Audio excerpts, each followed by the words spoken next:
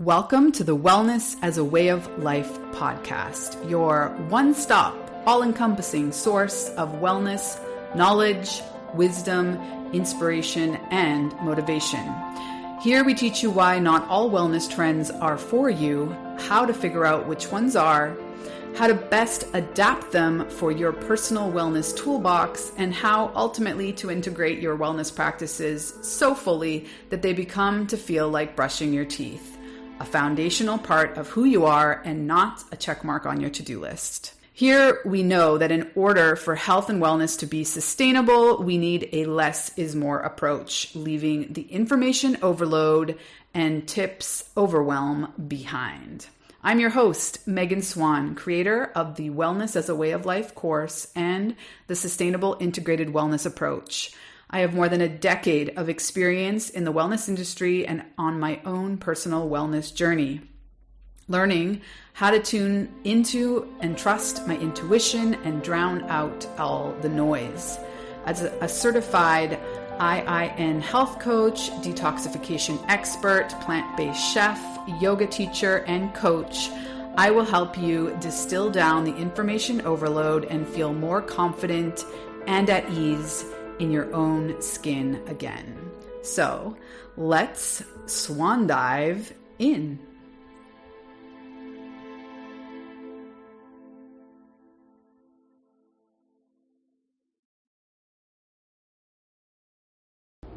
Today on the podcast, I am so excited to talk about the power of retreats to rediscover yourself, connect with your purpose, feel in community, and hit the pause button to completely reset your system. I'm so lucky I had two opportunities this year to go on retreats. Usually it's an annual thing. Even if I just go to somewhere by myself for a 24-hour period, I do make a conscious effort to take a day as a mom and get away. But today we're going to get to know Jackie Szabo. She's my special guest. She's the creator of the Wanderer community, or wanderhomenow.com. Her leadership and expertise are well-founded in Toronto's yoga and wellness community. She has been the leader of 50-plus local and international retreats, and she's the owner of a cranial-sacral practice and other entrepreneurial efforts. Jackie is a powerhouse of knowledge and a gifted educator. Her obsession with connection and digging deep to find the root of the problem led her to study human relations at Concordia University. Her curiosity, along with her passion for understanding human nature, brought her on some amazing journeys. An honest and direct communicator, Jackie is also an empath. She tends to feel her way through life and surrounds herself with people who are honest and real. As a yoga teacher of close to 15 years and a well-renowned retreat leader and the founder and the creative force behind some amazing wellness brands, she feels her best when creating new ways for people to explore and connect in. I can fully attest to her zone of genius in that regard, and I'm so looking forward to getting to know her process a little bit more and have her give you more insight into the power of pressing the pause button to reset your system and really give you potentially new perspective on the little and the big things in your life and just how impactful and special that can be. Let's dive in. Welcome, Jackie. I'm so excited for this conversation. You are a true inspiration for me, a friend, and an expert in so many spheres, but I'm really excited to tell everyone and share your wisdom in the beauty of taking ourselves out of our routine and doing a retreat every once in a while. So first off, how are you, Jackie? Tell us about your day and maybe like what you had for breakfast or what's good in your world. What I had for breakfast. Feels like so long ago now. First of all, thanks for having me. I'm so excited to do this with you and chat with you. My day so far has been pretty standard, pretty busy. for a Monday morning. It's usually a little bit of catch up, emails, retreat planning, coordinating excursions for the 2 retreats I have coming up, and I guess just more of like a catch up. I usually reserve Mondays for that specifically. So I don't usually book a lot on Monday mornings, so I can prepare myself for the week and prepare my tasks. And what I had for breakfast, I had gluten-free pancakes with my son. Yummy and beautiful. I love how you structure your week. I do a similar thing. And yeah, I'm so excited to hear about the specifics of where you're going next, and try not to sign up right away. But first, let's go back a little bit. Can you tell us, why for you it's important to run retreats, and sort of what you see it, or how it is that someone could integrate into their lives as sort of like a tune up or tune in, or how would you even describe it? Okay, well, I started running retreats almost 13 years ago.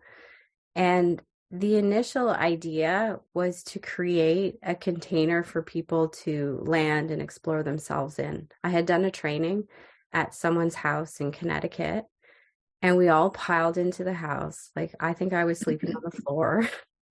And there was a sauna. I remember the sauna. It was on the water.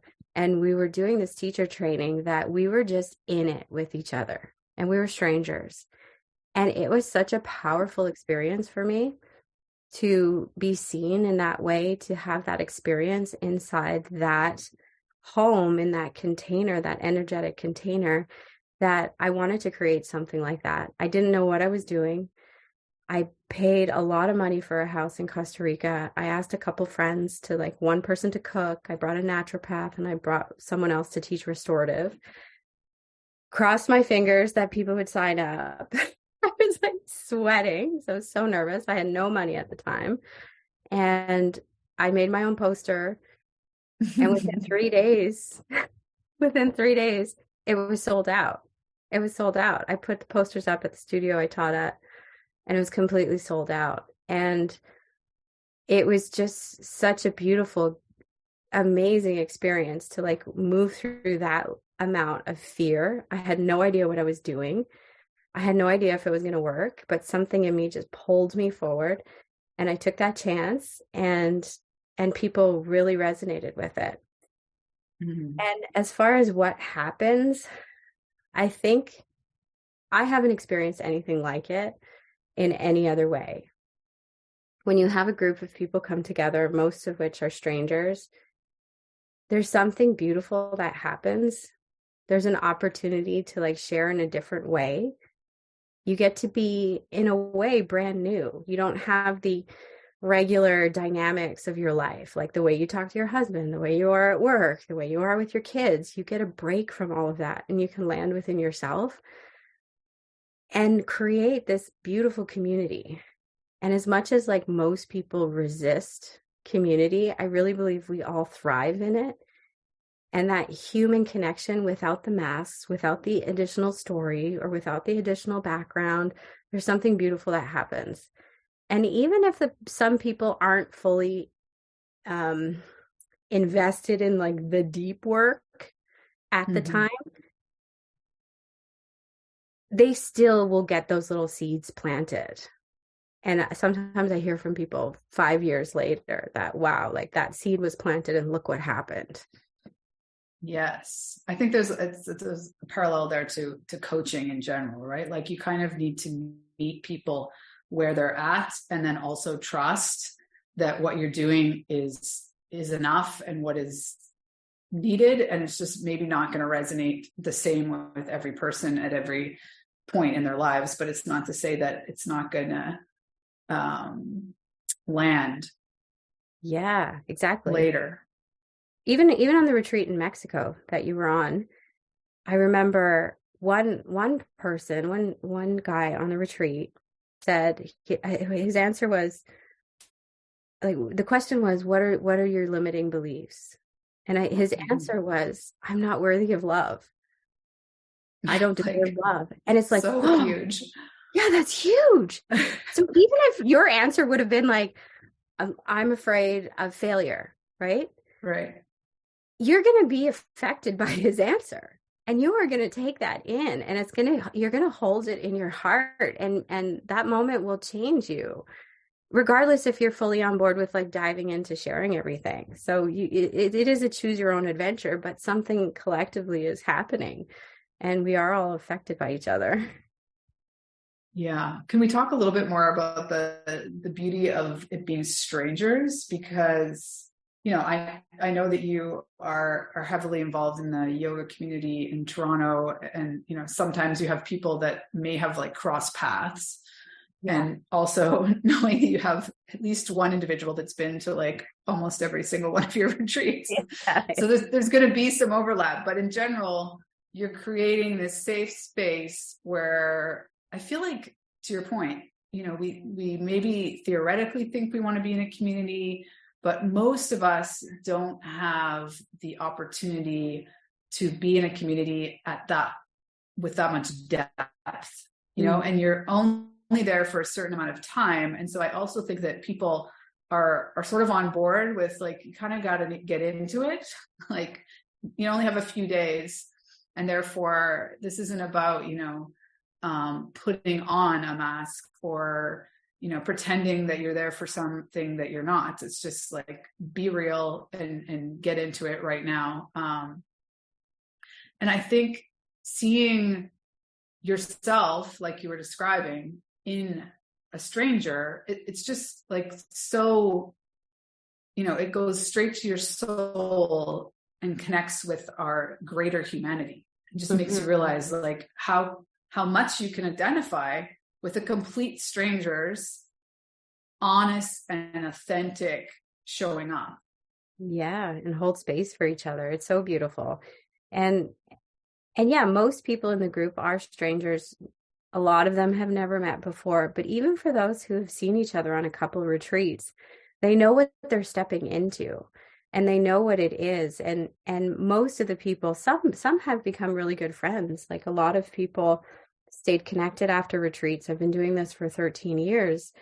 I think like some people do it every year. Some people that's their commitment, that they come to one every year as their self-care. So that, yeah, there's for sure some overlap. People know each other, but most of the time they don't know each other in their regular lives. And whenever you hit pause on your regular life and you get off the hamster wheel of life, and we're all so busy, and we take that time to pause, there is just a natural settling into a self that oftentimes get forgotten in the busyness of the day, in the busyness of life.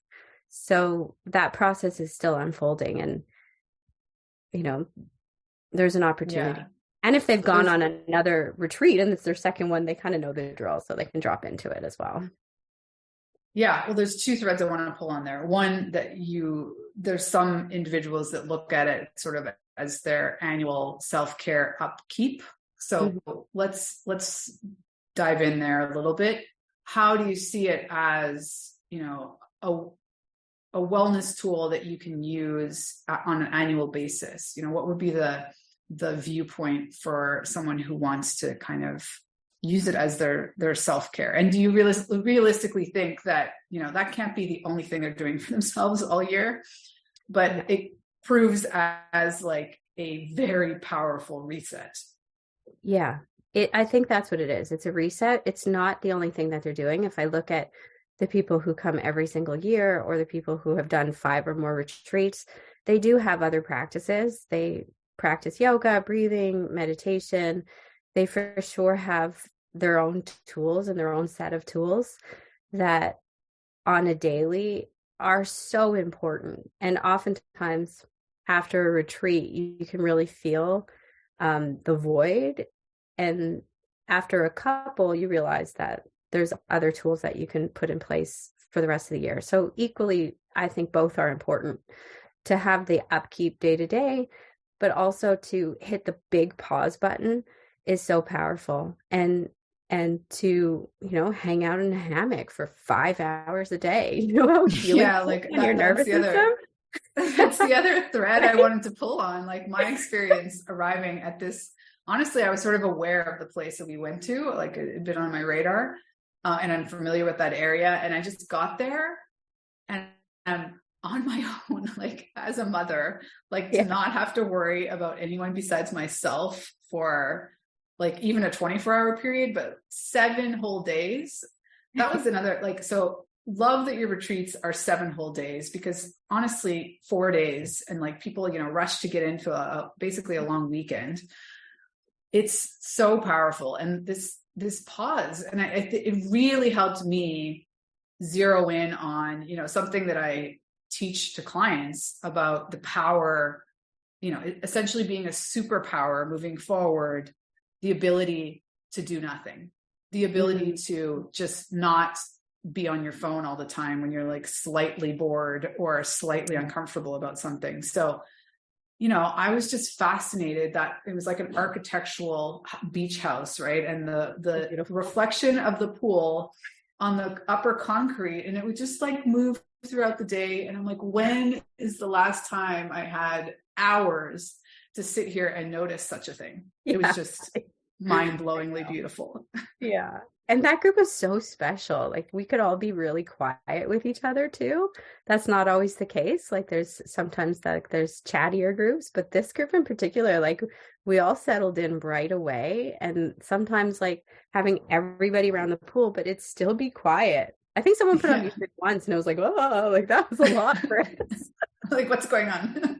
Yeah, but I can't hear the ocean quite the same way. I know.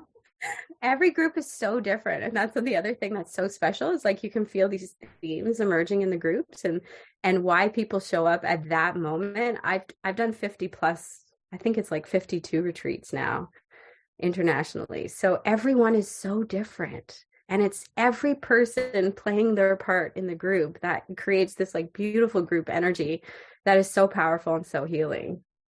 But everyone's so different. But I hold Mexico really special in my heart for a lot of reasons.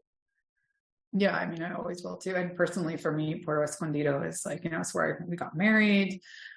I used to go with very, long-standing, I was going to say maestra, like, one of my mentor yoga teachers used to do retreats there. And we, as a family, we go there quite often. It's really a special part of Mexico.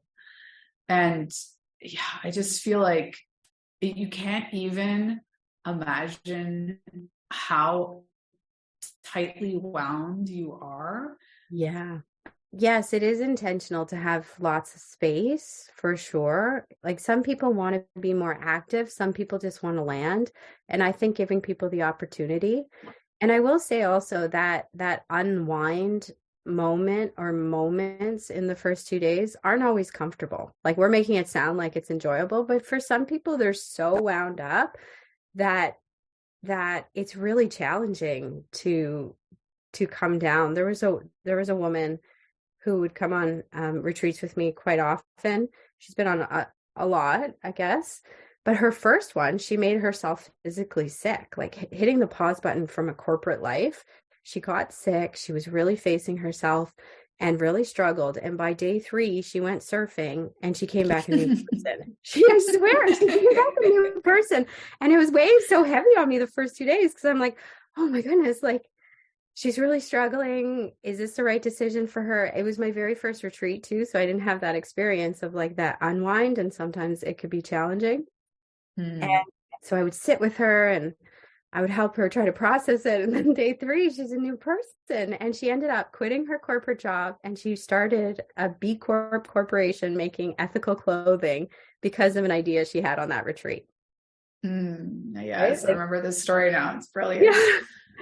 But she would make herself sick. And then retreat 2 was the same thing. Like she had that physical release was really powerful. So everybody needs different things. And that's why I think Wander Home's retreats and my retreats are slightly different because it's not just a yoga vacation where, we're serving alcohol at meals and we're just like brushing the surface of these ideas. I think when we have that time for ourselves and we come together, let's make it purposeful. Let's dive in. And that's where the whole idea of wander home came from. Is like, can you wander back home to yourself and your truth? And if you start to pull those threads on the retreat, so many things happen when you get home. And that process is really, really exciting for me. Like those moments of challenge, those moments of conflict within are really challenging for people to experience. But I get excited. I'm like, oh, there's so much potential in that moment. So when I work with a group, everybody needs different things. Some people need like a little more support. Some people need to be told a truth. Some people, need a hug. Everybody's so different, and having that sensitivity energetically to be able to manage the group, I think really sets us apart and the people I work with on retreats. I think we do it slightly differently than other people that I've seen. Yeah, I would totally agree there. So tell us like what's coming up. Maybe not like the most close one, because again, we were talking about when this might be, we wouldn't want someone to get really excited about something that's already happened. Yeah. So sort of like what's on the distant horizon for you? Okay, so in July, there's one in Canada in Prince Edward County. It's three days. It's a shorter one, local. And that one's all about ease and restore. So just take a break and explore the county. Then we have Greece with Grace. She's amazing. She's one of my favorites. Yeah, I agree. I know. I keep texting her that. I'm like, Greece with Grace. I wish I could call my cat this year. Do it again next year, please. Yeah. I think we're going to go to Sicily again. Last year in September. I love Europe in September. It's less busy, but the weather's so perfect. So last year we did Sicily. It was unreal. So I think the following year we'll go back to Sicily. So Greece, we're on an island, and it's on a farm. So there's horses, there's farm to table meals, really amazing chefs that will, and especially when we're going places, like I like to explore the area and get to know the area. So there's lots of time to do that. And then Joshua Tree, there's a shorter one in Joshua Tree. So we'll go to the hot springs, we'll hike the national park. That one's all about shedding. That's another thing. Like every retreat is so different in the theme, and I love that process, the creativity involved. Remind me what the theme was in Mexico. Mexico was look to the horizon. Right. It was look to the horizon. I did a lot of that. Right? Yeah. And we had the horizon for it, but I feel like Mexico totally changed me. Like I was a little bit messed up in some moments, and some of the work that we were doing and I was doing for myself, that it really changed something in me to understand, like, what does look to the horizon actually mean? What does the future actually mean? And if each moment, I guess my takeaway was that each moment is so precious, and not like in my head. It was like my whole body acknowledged that. And I think like there was a day that I was just like bawling privately because I was like, "Whoa, this is so special. This is so special." It was wild. It wasn't my mind knowing this, because my mind has always known this, but it was like this deep knowing in my entire body that each moment is so precious. And I came home and I looked at my son differently, and I looked at my husband differently. And that was my own lesson in that trip, that understanding, like looking to the future, made me realize maybe it's my age, where I'm at in my life. It just made me realize that each moment is so precious. Beautiful. Well, so how can people keep tabs on what's coming up in terms of your beautiful retreats? Yeah. What's the website? The website is wanderhomenow.com. So you can find all the information of all the ways we work with people. Like we work with businesses, we work inside like special events, but we also do retreats and online courses, yoga teacher trainings. So all of that is inside Wander Home. And we also have a social media, an Instagram account, which is Wander Home. And yeah, I guess those are the best ways. Nice. So if someone can't get overseas, you do create events for for a company that wants to bring something deeper to their employees. Yeah. That really took off in COVID. So we'll work within the company's budget based on how many people they have. And some people just want a yoga class every week, or breath work or meditation. Other people want a little bit more. So you can choose what you want with the budget that you have, and we create a program. Beautiful. Well, thank you so much, Jackie. One last question for you. How is wellness a way of life? I guess it changed in the last couple of years. It used to be what most people think of as wellness, which is, going to a yoga class, eating well, meditation, breath work. And throughout the pandemic, it became something more for me. Wellness is understanding my capacity and living within my capacity, number one. I have a capacity calendar that I work with. So it's not about availability. It's about capacity. It's about boundaries with my time, who has access to me and how they have access to me. And living in a way that I can work with and work in my unique ability. So understanding who I am, understanding what I'm good at, and what energizes me helps me create that capacity calendar in a way that my week has me energized and not drained. And that, like I said, that changed quite a bit in COVID. I started to look at how I was doing things before and how my energy was constantly drained by the people I had around me, my schedule. I was working till midnight some nights, getting up at 5 to work before my son woke up. And it just became no longer sustainable, no longer acceptable. And so my approach to wellness now is really about those boundaries and understanding my capacity and being able to say no and being able to adjust my week accordingly and asking for help and delegating, right? So I think you gave me goosebumps, the capacity calendar. That is just brilliant. Oh my goodness. I'm going to have to sit with that. I can send you my template. It's amazing. And I schedule time in nature. Like there's a little green square that's I got to get to nature. I have to. Oh, yes. Send it to me. That sounds incredible. Yes. I'm so glad I asked. Yeah. And we do. Some of the online courses that we have these tools in it. So you can pop in. I think the capacity calendar is in the balanced course. So you can pop in and just do it online and follow through. But yeah, it's so important. So important. It's back to every moment counts. I don't want to show up for my moments drained, tired, distracted. I want to be here with you fully. And that's it. That's all I'm thinking about. So that takes boundaries, that takes effort. And to me, that is now wellness. Whether I can get to a yoga class or not in my day, I know I am treating myself well. Yes, I love it. All right, let's leave it there. It's a perfect ending.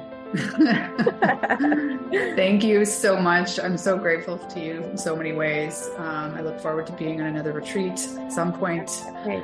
And and collaborating more. So thank you. I hope you have a good one. Yeah, thanks so much for having me. My pleasure. Thanks again for listening to the Wellness as a Way of Life podcast. As you know, we love bringing you valuable content that helps you improve your wellness. This podcast is sponsored by the Wellness as a Way of Life course. The course experience is the ultimate and only wellness course you need to have in your back pocket. If you're looking to feel more confident and at ease in your own skin with consistent energy, this course is the perfect solution for you.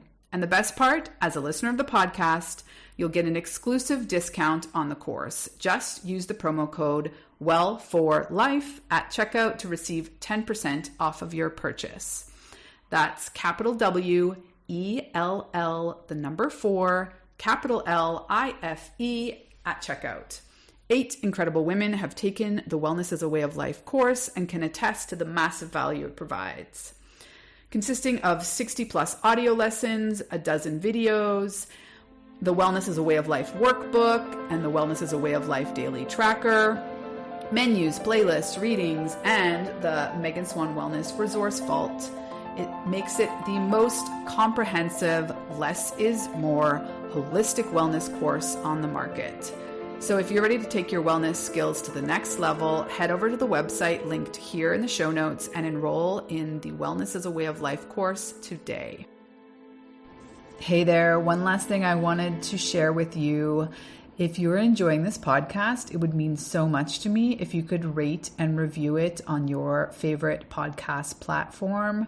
It really does help us grow the show, and this being so important to me to get this message out to more women to help them optimize their wellness and ultimately their lives. This is my mission, and I would greatly appreciate it if you could support the podcast by rating and reviewing. Thanks in advance. Have a good one.